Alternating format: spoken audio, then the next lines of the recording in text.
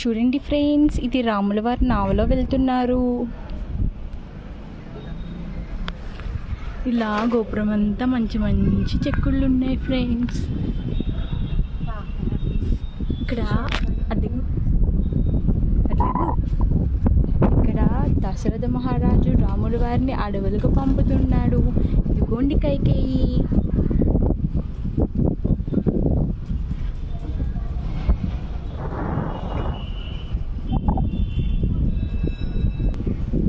ఈ view 5th stair నుంచి కనిపిస్తుంది ఫ్రెండ్స్ మనకి.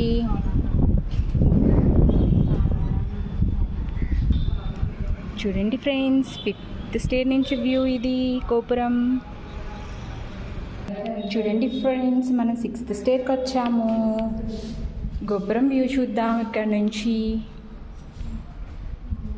ఇదిగోండి ఫ్రెండ్స్,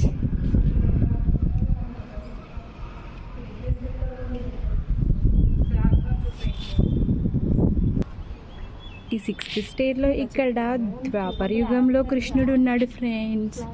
చూడండి ఫ్రెండ్స్, చెట్టు ఉంది, చెట్టు కింద కృష్ణుడు ఉన్నాడు. ఇటు సైడ్ చూడండి ఫ్రెండ్స్, యశోదాదేవి చెట్టుకు కట్టేసింది కృష్ణుడిని, రోకలికి కట్టేసింది. ఆ 2 చెట్టల మధ్యలోంచి కృష్ణుడు బయటకు వస్తున్నాడు. చూడండి ఫ్రెండ్స్, ఇక్కడ సత్యభామ కృష్ణుడిని తులాభారం వేస్తుంది.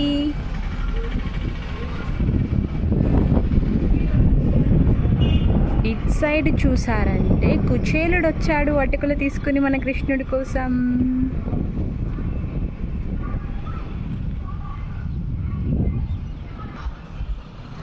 చూడండి ఫ్రెండ్స్, మన గోపురం పైన సీతారాములు ఉన్నారు. వాళ్ళ కింద నరసింహస్వామి హిరణ్యకశిపుణ్ణి చంపిస్తున్నాడు. ఇక్కడ మన బాలరాముడు ఉన్నాడు. కింద చూసారంటే రాముణ్ణి జనాలు ప్రైజ్ చేస్తున్నారు.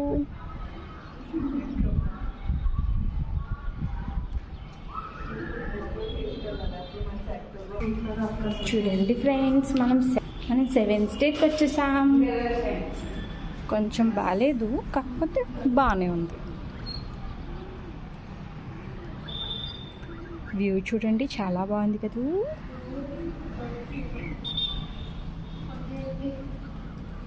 ఇక్కడ చూసారంటే నరసింహస్వామి ఉన్నారు.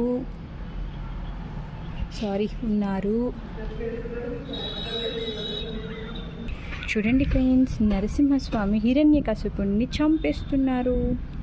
పక్కన ప్రహ్లాదుడు కూడా ఉన్నాడు. ఇక్కడ చూడండి ఫ్రెండ్స్, ప్రహ్లాదుడు స్తంభాన్ని పూజించాడు. అప్పుడు నరసింహస్వామి స్తంభంలోంచి బయటకు వస్తున్నాడు. హిరణ్యకశిపుడికి భయం వేసినట్టుంది పాపం. చూశారు కదా, హిరణ్యకశిపుడు నిజంగానే భయపడ్డాడు.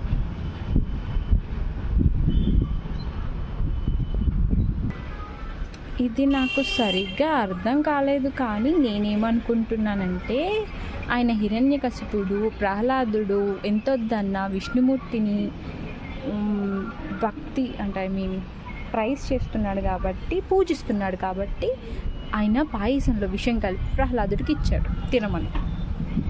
I guess, if I am not wrong. It side వస్తే ఇక్కడ చిన్న బాబుని అమ్మవారు ఎత్తుకుని ఉన్నారు. మధ్యలో పొట్టు ఉంది.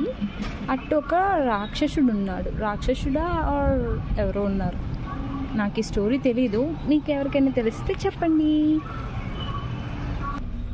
మెట్లు ఇలా చాలా నేరోగా ఉన్నాయి, ఎక్కడం చాలా కష్టం, కానీ కష్టపడి ఎక్కేద్దాం.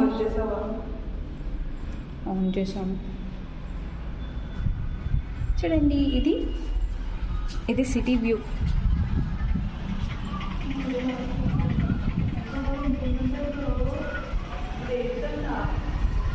ఇక్కడ చూడండి, సింహాన్ని కంట్రోల్